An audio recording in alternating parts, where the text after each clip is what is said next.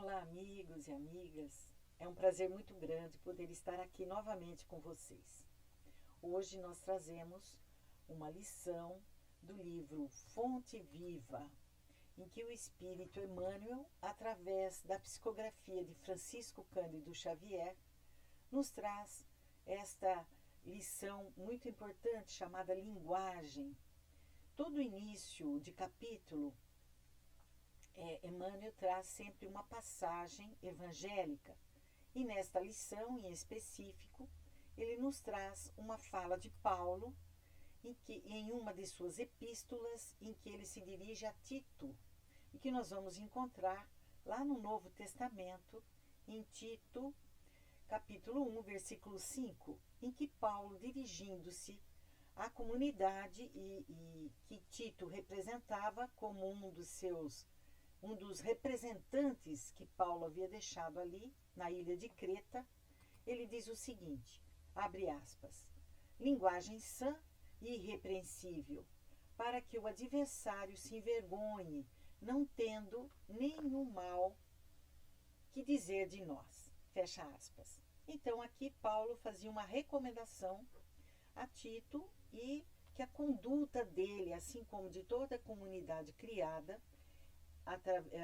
para que houvesse a divulgação da Boa Nova em Creta, eles ficassem bastante vigilantes em relação à fala deles. E nós temos que trazer para nós este ensinamento de Paulo. E Emmanuel, então, começa a trazer as suas ponderações na lição. E para entendermos esta fala de Paulo, meus amigos, nós temos que ir buscar o significado da palavra linguagem. E para isso nós vamos recorrer ao dicionário. E lá no dicionário, como definição, nós vamos encontrar é a capacidade que possuímos de expressar nossos pensamentos, ideias, opiniões e sentimentos. E é importante que nós saibamos que existem dois tipos principais de linguagem. A linguagem verbal e a linguagem não verbal. E é importante nós sabermos essa diferenciação, porque aqui Emmanuel nos fala principalmente, ou melhor, especificamente, da linguagem verbal. E a linguagem verbal, se nós formos buscar a definição, é aquela que utiliza de palavras na comunicação. E mais uma vez, nós vamos encontrar que a linguagem verbal, ela tem duas modalidades, que é a língua escrita e também a língua oral, a língua falada. Além disso, nós temos também os gestos, as expressões faciais, a altura do tom, a altura da voz, que vão contribuir com mais clareza, né, para que essa comunicação ocorra e atinja os objetivos. Emmanuel, então, se refere especificamente a esse tipo de linguagem, a essa linguagem oral, que tem características muito curiosas e que nós vamos ver algumas delas. Por exemplo, nós podemos dizer que a linguagem oral, ela permite uma maior aproximação entre o emissor e o receptor, aquele que está falando e aquele que está ouvindo. Ela é mais espontânea na sua comunicação, porque ela permite que usufruímos, então, de maior liberdade na linguagem oral. Ela é passageira, né? Ela é passageira porque ela encontra-se em permanente renovação, ou seja, nós podemos falar alguma coisa e imediatamente voltar atrás e não ficou qualquer registro a respeito daquela nossa fala, a não ser que ela seja gravada, né, por uma máquina, por um gravador. E ela usa também, então, de recursos linguísticos que nós podemos ver aqui, os gestos, a postura, as expressões faciais, que vão facilitar a compreensão da mensagem. O pai, para dar uma bronca para a criança, ele usa de uma entonação de voz mais forte, de um gestual diferente, assim como a criança, ao recebê-la, também mostra, neste caso aí da foto que estamos mostrando, uma comunicação não verbal através de gestos que ela não quer ouvir aquela reprimenda. E ela apresenta também repetições e erros. Nessas repetições e erros que não podem ser corrigidos. Vejam, a nossa comunicação verbal, ela não permite que a gente fale assim, delete, apague, aquilo que nós acabamos de falar. As palavras não podem ser recolhidas. E isto é uma característica, então, da linguagem oral. Quantas vezes nós, ao chamarmos a atenção do nosso filho, às vezes usamos de palavras agressivas, mais tarde nós nos arrependemos, mas não tem como voltar atrás e apagar aquilo que foi falado. E principalmente nos efeitos que aquilo produziu naquele que o ouviu. Agora, meus amigos, que nós já começamos a compreender as orientações de Paulo, que nós temos que cuidar da fala para que ela seja uma fala sã, né? Irrepreensível.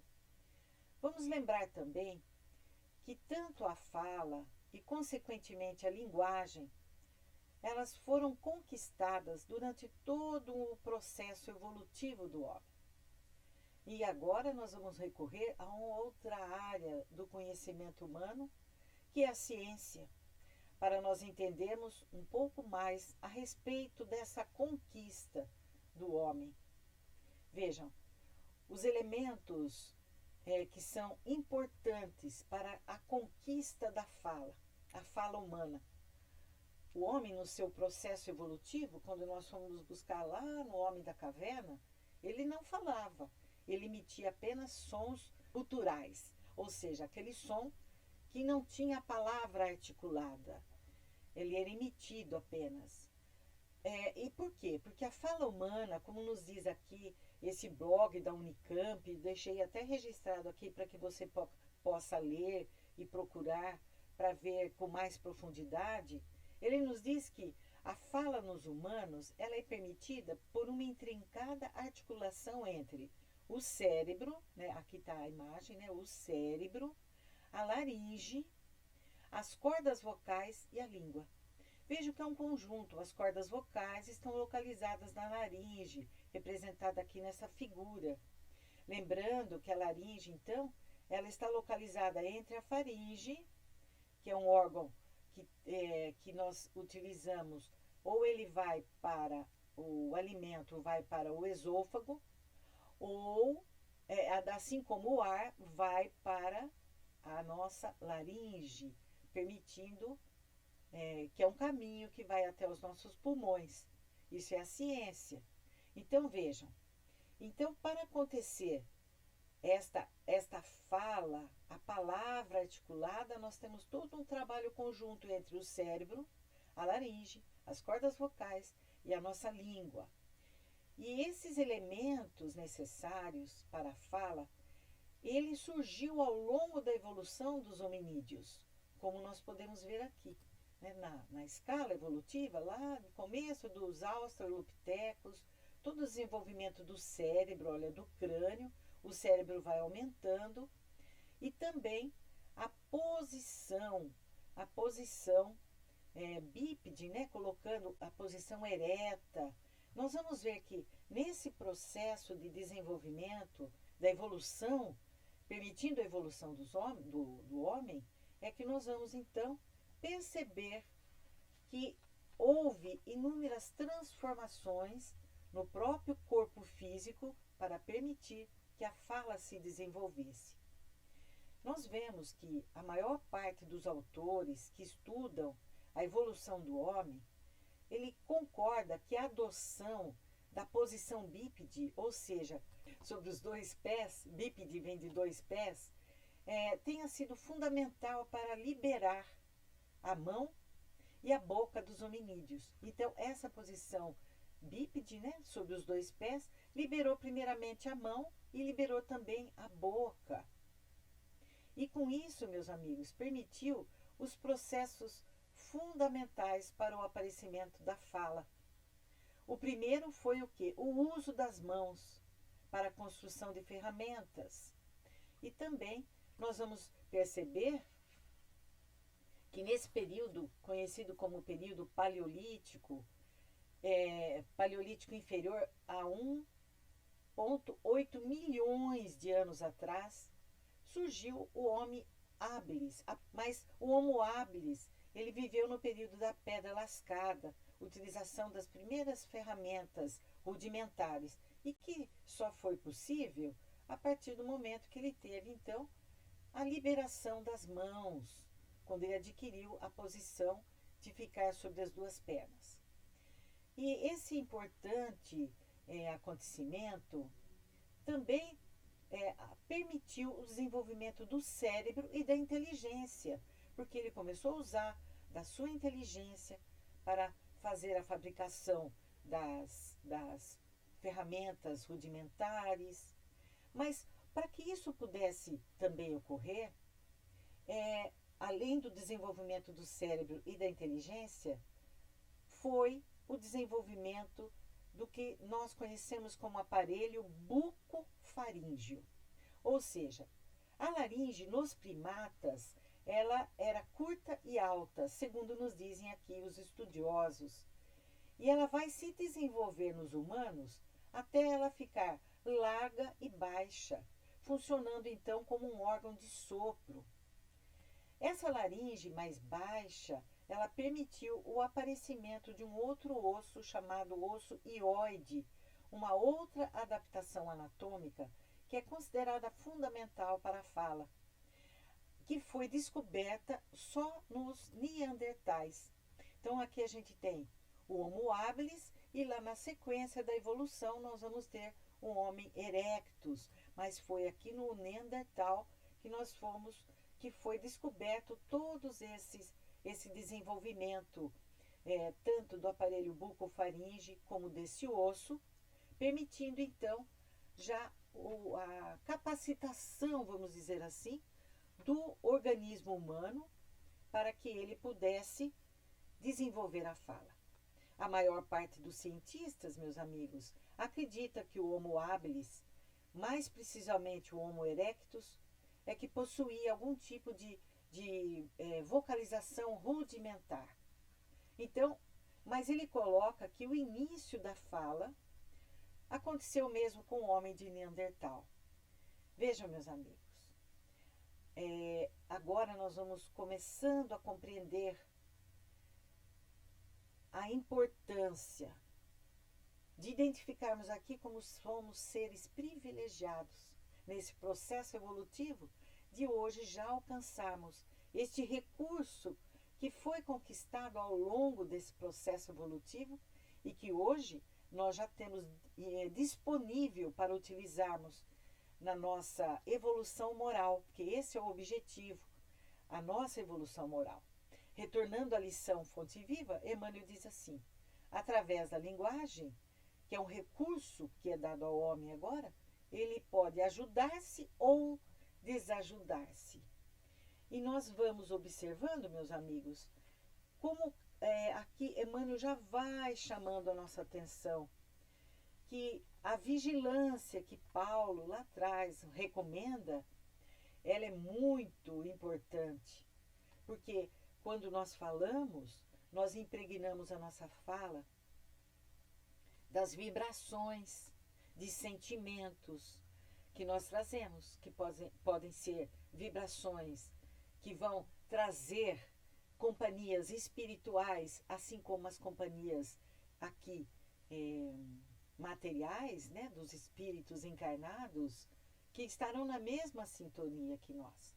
Com a nossa fala, com a nossa linguagem, nós poderemos angariar amigos ou inimigos, né, desajudando-nos. E Emmanuel, então, vai tecendo vários comentários a respeito desta recomendação de Paulo, continuando dizendo assim: ainda mesmo que o nosso íntimo permaneça nevoado de problemas, não é aconselhável que nossa palavra se faça turva ou desequilibrada para os outros.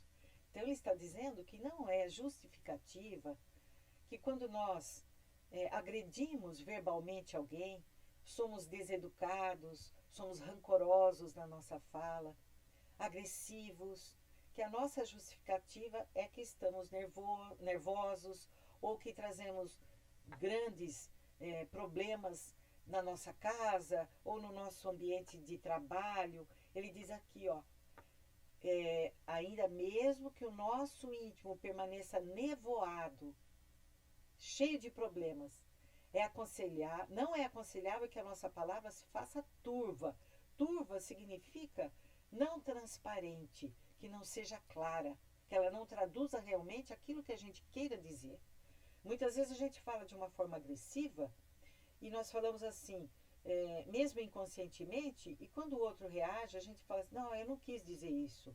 Eu não quis dizer isso desta forma. E é por isso que ele diz, isso não justifica. Nós temos que estar vigilantes da qualidade da nossa fala em relação aos outros. Por quê? Emmanuel diz, cada qual tem seu enigma, tem suas particularidades, tem a sua necessidade e a sua dor. Então, aqueles que estão conosco, os interlocutores, cada um deles tem sua história. Cada um deles saiu de um lar. Cada um deles tem a sua problemática existencial. E não é justo que nós, então, impregnemos a nossa fala com os nossos problemas. Vejam, não é justo aumentar as aflições do vizinho com a carga de nossas inquietações. E Emmanuel ainda nos diz, a exteriorização da queixa, quer dizer, exteriorizar a queixa que trazemos dentro de nós, nem sempre em relação àqueles que estão ali nos ouvindo. Quando nós revestimos a nossa fala com aqueles sentimentos que nós trazemos dentro de nós e que queremos repartir com os outros, desencoraja aquele que está nos ouvindo. O nosso verbo de aspereza, vergasta, meus amigos, significa açoita, bate. Então, muitas vezes fere. A observação maldizente, ou seja, a palavra maldita, no sentido de não se dizer corretamente, não se dizer de forma calma, de forma tranquila, ela fere, confunde. E Emmanuel, então, acrescenta, pela nossa manifestação mal conduzida, quer dizer, como eu me manifesto? Eu, como espírito, utilizo desses recursos que estão à minha disposição. E para que eu interaja, às vezes basta o meu olhar, às vezes basta o meu sorriso. Mas na minha fala, ela vem demonstrar exatamente aquilo que eu estou sentindo. Aquilo que eu carrego nas vibrações. Por isso que ele diz, pela nossa manifestação mal conduzida, para com os erros dos outros, afastamos a verdade de nós.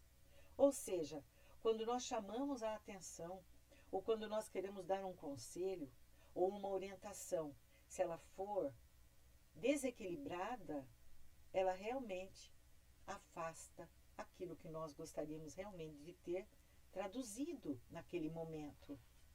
E também, meus amigos, nós vamos percebendo, através da fala de Emmanuel, quanto ele quer realmente esclarecer, porque ele diz, pela nossa expressão verbalista menos enobrecida, repelimos a bênção do amor, que nos encheria do contentamento de viver. Quantas vezes nós saímos, depois de um diálogo, de uma conversa, mais felizes? Ou muitas vezes arrependidos daquilo que falamos e da forma com que falamos. E isso me faz lembrar uma fábula e quero reparti-la aqui com vocês. Esta fábula chama-se Fábula de Esopo e ela traz como título A Maior Virtude da Terra. Então conta-se que Esopo era um escravo de rara inteligência e que ele servia a casa de um conhecido chefe militar na antiga Grécia. Certo dia, o seu patrão, ele conversava com uma visita sobre os males e as virtudes no mundo. E ele, como Esopo era muito inteligente, O seu chefe, então, resolveu chamá-lo à conversa e queria saber a sua opinião a respeito desse assunto. E, inquirido sobre o assunto, ele responde para o seu patrão: tenho a mais absoluta certeza de que a maior virtude da terra está à venda no mercado. E isso fez com que o seu patrão reagisse. Ele disse: como assim? Você tem certeza do que você está falando, Esopo? Como você pode afirmar tal coisa? E Esopo então responde: eu não só afirmo, como, se meu amo permitir, irei até o mercado e trarei a maior virtude da terra. E com a devida autorização do amo, ele saiu e daí a alguns minutos ele voltou carregando um pequeno embrulho. E ao abrir o pacote, o que ele descobre ali? O velho chefe, conta-nos aqui a fábula, encontrou vários pedaços de língua. E ele ficou enfurecido. Então, ele deu ao escravo uma nova chance para explicar-se. E o escravo, então, respondeu. Deu uma chance para explicar-se. E disse assim a ele: já que você é tão desembaraçado, me explique, por quê? Porque será que você não se enganou, trazendo-me língua? E ele diz assim: meu amo, eu não vos enganei. A língua é realmente a maior das virtudes. Com ela nós podemos consolar, ensinar, agradecer, esclarecer, aliviar, conduzir. E aqui, meus amigos, eu só poderia trazer Jesus, que foi através da linguagem, dessa linguagem oral, que Jesus veio trazer tudo isso. Não é verdade? Consolar, ensinar, curar, aliviar, conduzir. Mas o amo não se satisfez, então disse a ele: já que você é tão sábio, eu quero que você então me traga o que é o pior vício do mundo. Esopo então responde a ele: veja, meu chefe, antes de buscar o que é o pior vício do mundo, lembre-se que pela língua os ensinos dos filósofos são divulgados. E aqui nós lembramos de Sócrates e tantos outros que trouxe apenas na linguagem oral, porque Sócrates não deixou nada escrito. Quem escreveu depois foi o seu filósofo, o seu discípulo, chamado Platão. Então ele continua dizendo: os conceitos religiosos são espalhados. Trouxemos aqui também o Divaldo, né, um dos grandes médiuns que tem a presença de Joana de Ângeles nesse seu trabalho de divulgação da doutrina espírita, dos ensinamentos de Jesus. As obras dos poetas se tornam conhecidas de todos. Mas eu vou até o mercado e vou sim, com a sua autorização, buscar o que há de pior vício no mundo. E ele sai novamente, agora com a autorização, né, do seu amo, e responde assim: é perfeitamente possível, senhor. Com a sua nova autorização, irei novamente ao mercado e de lá trarei o pior vício da terra. E ele sai e daí a alguns minutos ele volta com outro pacote semelhante àquele primeiro. E ao abri-lo, os amigos encontram novamente pedaços de língua. E aí, desapontados, eles voltam a perguntar para Esopo e obtiveram dele respostas surpreendentes, em que ele diz: do mesmo modo que a língua, bem utilizada, se converte numa sublime virtude, quando relegada a planos inferiores, se transforma no pior dos vícios. E continua explicando. Nós temos aí, através dela, tecem-se as intrigas e as violências verbais.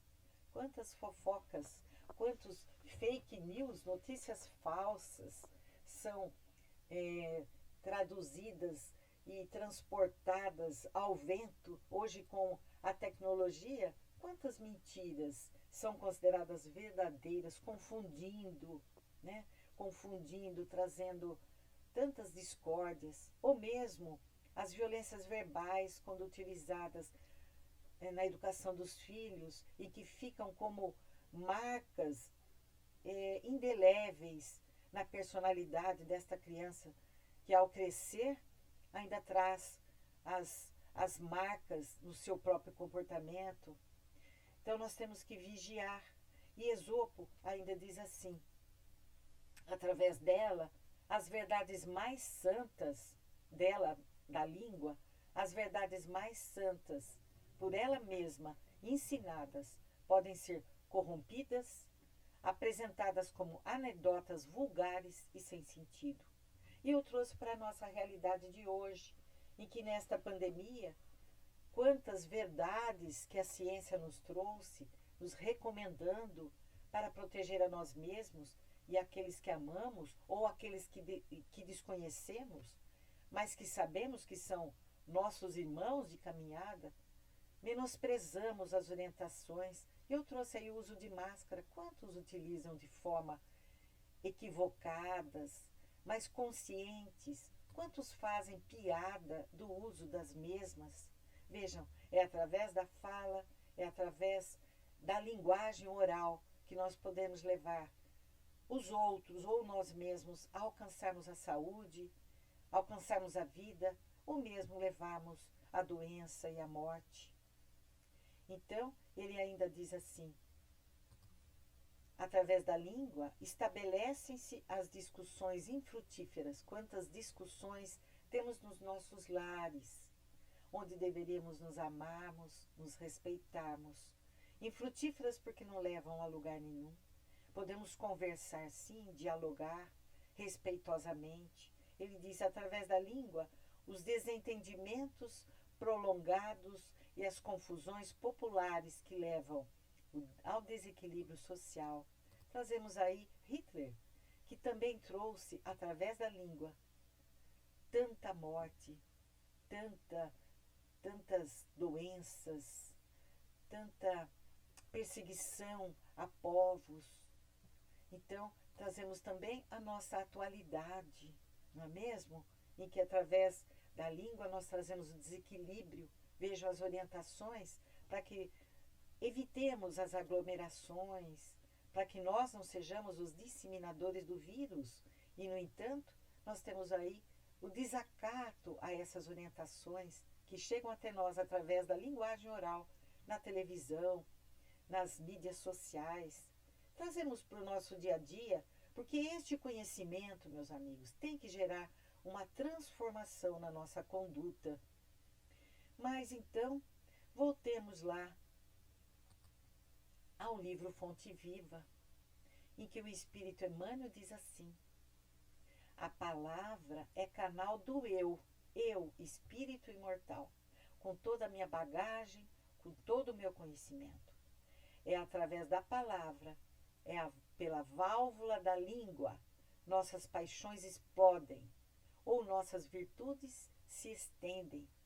Então, nós, quando abrimos a nossa boca, estamos mostrando o que trazemos em nós como valores, o que nós abraçamos já, que transformou-nos em pessoas melhores. Por isso que ele diz, as paixões explodem, porque nós nos julgamos no direito de exteriorizar aquilo que ainda trazemos e que é digno de observação e repartimos com as pessoas.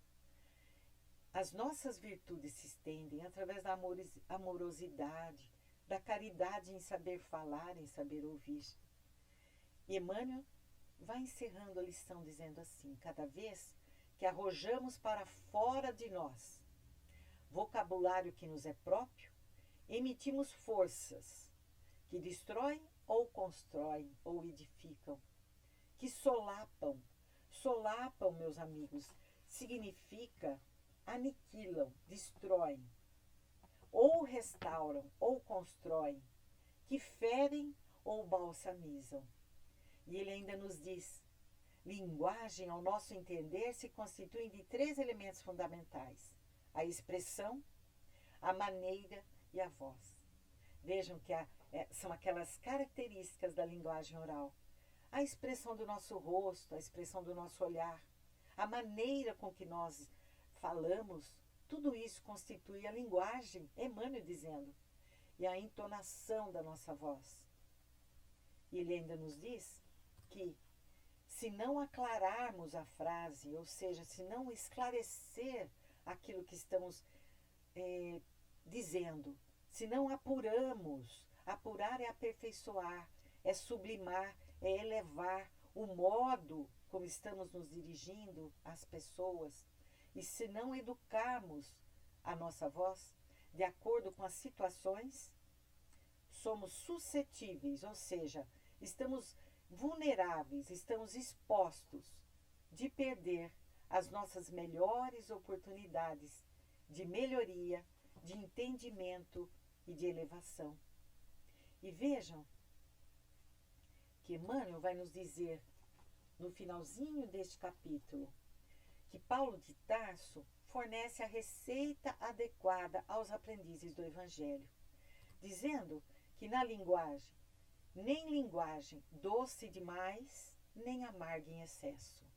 Está nos mostrando o equilíbrio na nossa fala.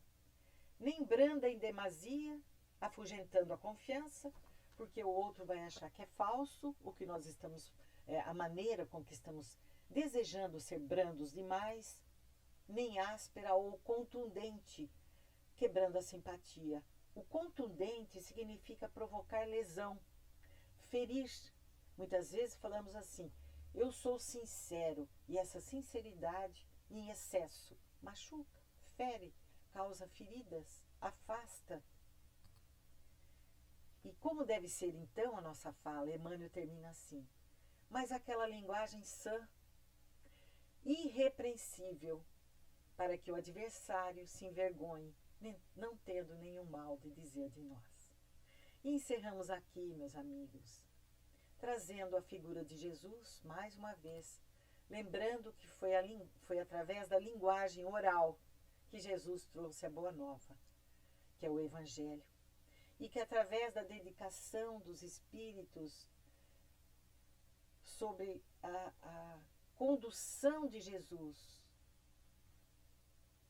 que Kardec nos trouxe o Espiritismo também através da linguagem oral, depois através da linguagem escrita, e que os espíritos como Joana de Ângeles, Meimei, aqui nós temos o Dr. Bezerra de Menezes, que trouxeram tantas mensagens e continuam trazendo essas mensagens através de outro tipo de linguagem, que é a linguagem escrita, registrada pelo médium Chico Xavier e tantos outros que trouxeram e continuam trazendo as mensagens da espiritualidade, para que nós possamos nos conduzir com mais assertividade, com menos equívocos e transformando a nossa fala agora num instrumento em que só o amor possa estar presente na construção de um mundo melhor, com menos violência, na busca da paz que tanto necessitamos e na busca de construir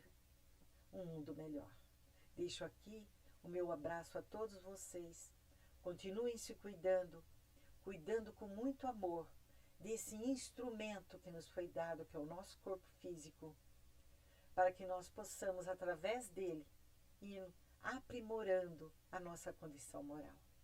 E possamos estar aqui neste planeta que muito em breve estará na condição de um planeta de regeneração. Um grande abraço a todos.